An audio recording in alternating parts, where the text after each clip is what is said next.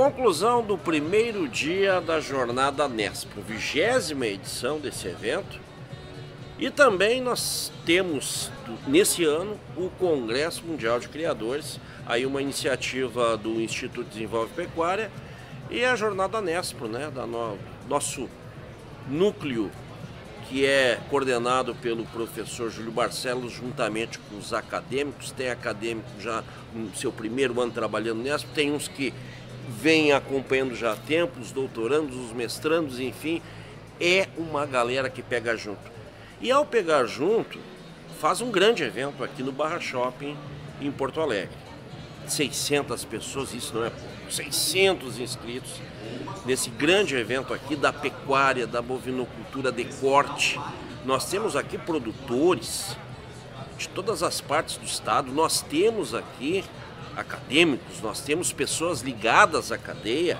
Ali atrás, após aquela porta ali, nós temos as empresas, os patrocinadores, vamos colocar as imagens aí no fundo, que estão junto com essa jornada, alguns desde o início.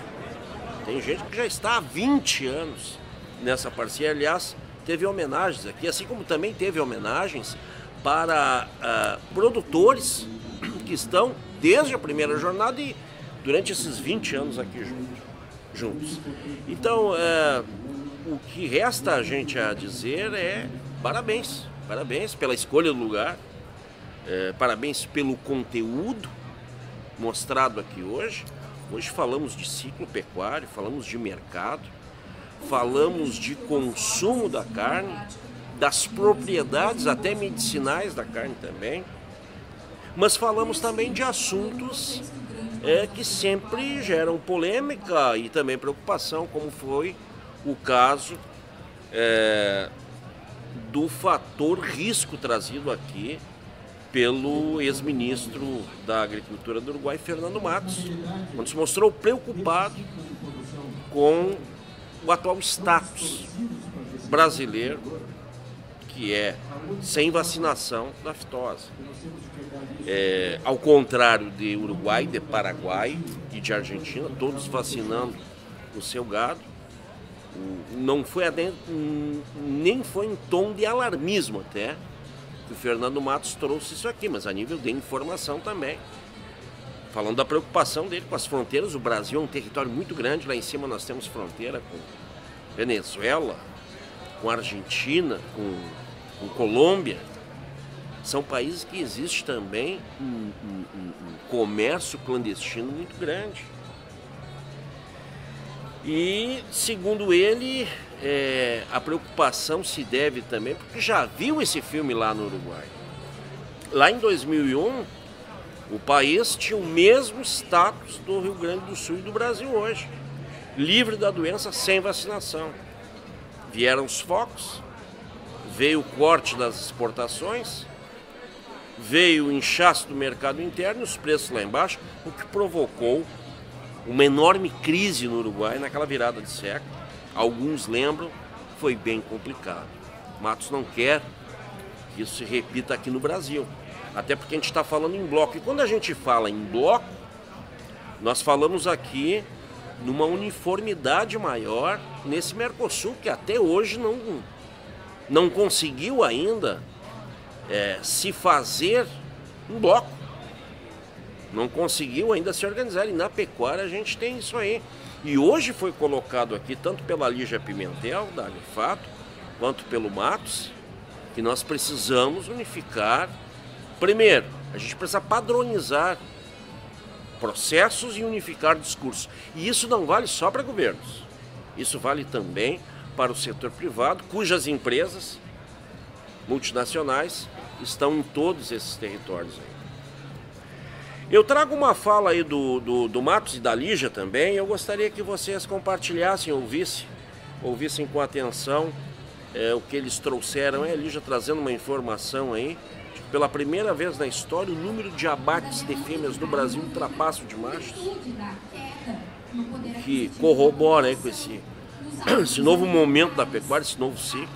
Fala também um pouco de futuro, suas expectativas, né?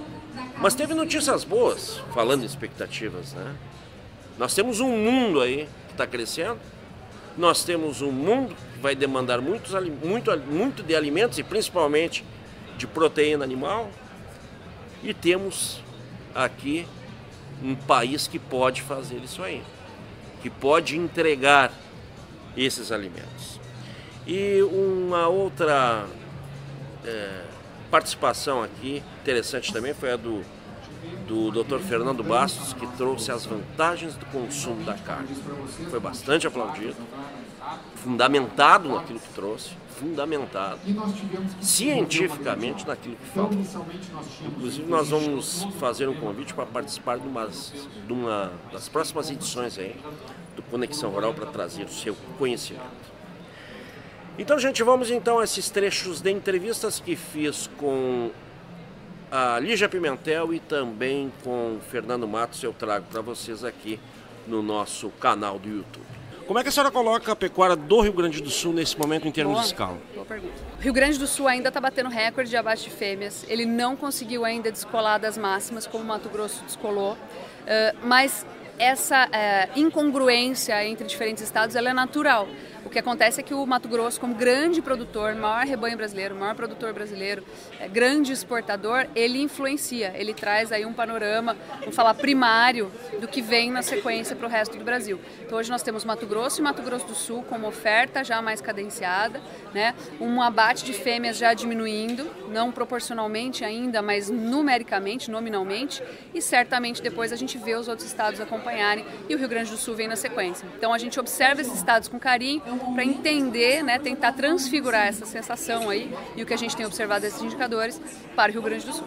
Existe alguma meta de exportação que melhorasse preços domésticos ao mesmo tempo que conserva também o mercado doméstico em relação a preço?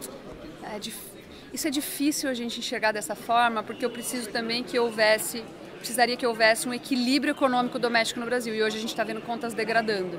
Então, assim, para ter o equilíbrio, o excedente ele acaba indo para o mercado externo, ele é um equilíbrio quase que automático. Por que eu digo isso?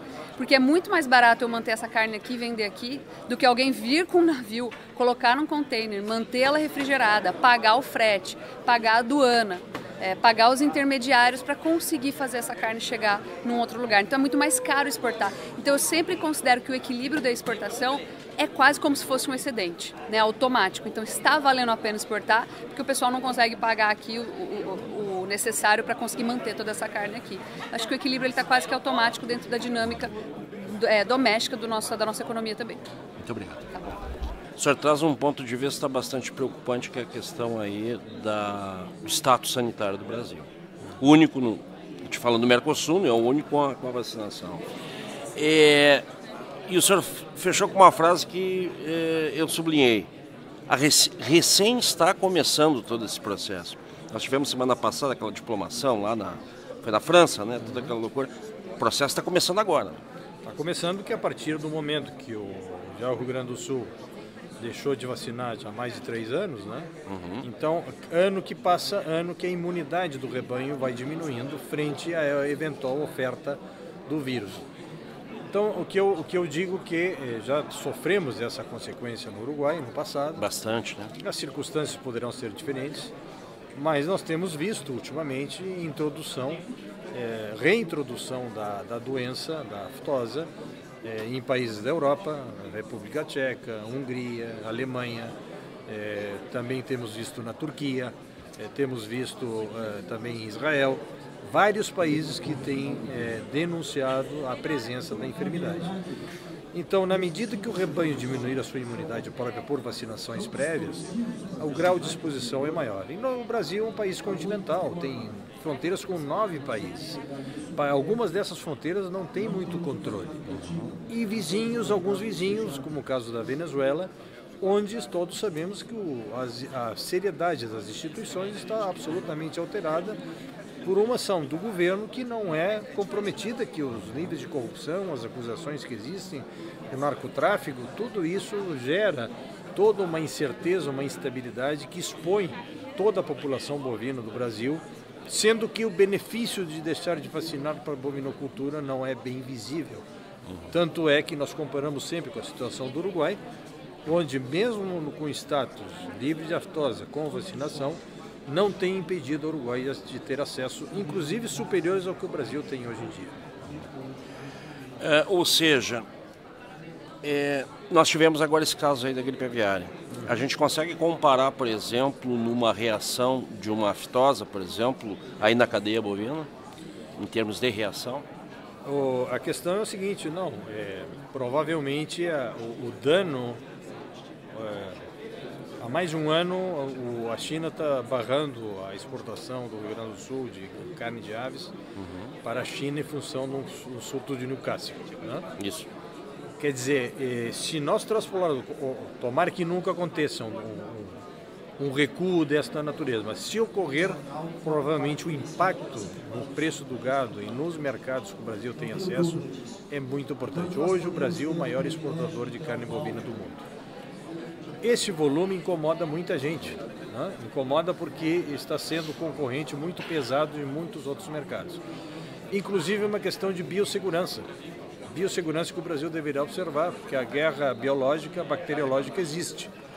Então, também é uma questão de risco que o Brasil deverá assumir, certamente deverá isso estar na consideração dos sistemas de defesa nacional, aos efeitos de poder evitar qualquer fator de reintrodução. Mas o que eu alerto que o grau de exposição que o pecuarista tem em função de almejar um acesso a mercados que na carne bovina não são tão representativos, ao mesmo tempo assume-se um custo muito alto, um risco onde a relação custo-benefício é realmente muito alta em função dos poucos benefícios que poderá implicar para a bovinocultura esse novo status adquirido em Paris, que foi muito comemorado e que deverá determinar para as autoridades uma quantidade de medidas para tentar prevenir uma eventual reintrodução que tomara que nunca ocorra. Muito obrigado, ministro. Obrigado.